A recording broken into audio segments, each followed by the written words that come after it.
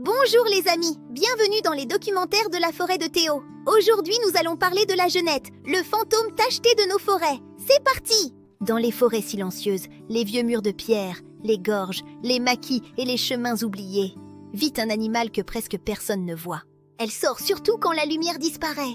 Elle avance sans bruit, grimpe avec agilité, observe dans l'ombre et disparaît aussi vite qu'elle est venue. On dirait un chat sauvage, mais ce n'est pas un chat, c'est la Jeunette. Aujourd'hui, tu vas découvrir cet animal mystérieux, d'où elle vient, comment elle vit, pourquoi elle est si difficile à observer et ce qui la rend unique dans la faune française. C'est parti! 1. Qui est la Jeunette? La Jeunette est un petit mammifère carnivore. Elle a à peu près la taille d'un chat, mais son corps est plus fin, plus allongé et beaucoup plus souple. On la reconnaît grâce à son pelage gris clair tacheté de noir, sa longue queue avec des anneaux foncés, son museau pointu, ses grandes oreilles et une ligne noire qui court le long de son dos. La Jeunette ressemble un peu à un mélange entre un chat, une fouine et un petit léopard.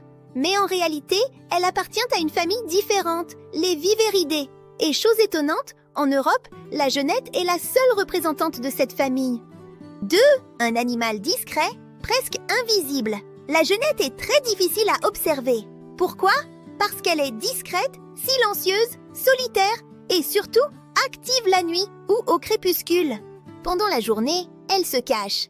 Elle peut dormir dans un arbre creux, dans un trou, entre des rochers ou dans un ancien nid d'oiseaux ou d'écureuils. Même si elle vit près de nous, on peut passer toute une vie sans jamais en voir une. Souvent, les naturalistes repèrent sa présence non pas en la voyant, mais grâce à ses traces, ses crottes ou des photos prises par des caméras nocturnes. C'est pour ça qu'on l'appelle parfois le fantôme tacheté de la forêt. 3. D'où vient la Jeunette? La Jeunette commune est originaire d'Afrique du Nord, mais aujourd'hui, on la trouve aussi en Europe, notamment en Espagne, au Portugal et en France. On pense qu'elle a été introduite en Europe il y a très longtemps, peut-être par les Romains ou les Maures. À l'époque, elle aurait pu être gardée près des habitations pour chasser les rongeurs, un peu comme les chats. Puis, avec le temps, elle s'est installée dans la nature. Aujourd'hui, elle fait partie de la faune sauvage française. Elle est présente dans plusieurs régions, surtout dans la moitié sud et l'ouest du pays, mais elle reste souvent très discrète. 4. Où vit la Jeunette? La Jeunette aime les endroits où elle peut se cacher. Elle apprécie les forêts, les taillis, les zones rocheuses, les broussailles, les vieux murs, les ravins et les lieux proches de l'eau. Elle n'a pas besoin d'un immense territoire totalement sauvage. Ce qu'elle cherche surtout, c'est un paysage avec des cachettes, des arbres, des rochers et des proies. C'est un animal qui aime les décors compliqués. Plus il y a de branches, de pierres, de trous et de passages secrets, plus elle est à l'aise. 5. Comment se déplace-t-elle? La Jeunette est une acrobate. Elle grimpe très bien aux arbres, saute avec précision, avance sur les branches et peut se faufiler dans des endroits très étroits. Sa longue queue lui sert à garder l'équilibre.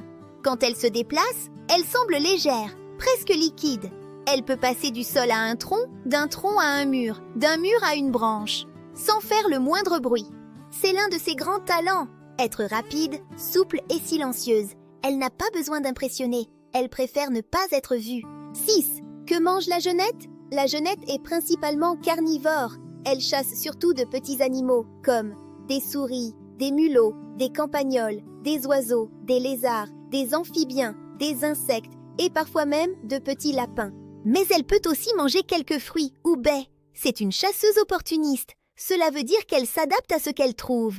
La nuit, elle avance doucement, renifle, écoute, observe, puis attaque rapidement quand une proie passe à sa portée. Elle ne chasse pas en groupe. La Jeunette travaille seule. 7. Une grande solitaire. Contrairement à certains animaux qui vivent en famille ou en meute, la Jeunette est plutôt solitaire. Chaque individu possède son territoire. Elle le connaît très bien.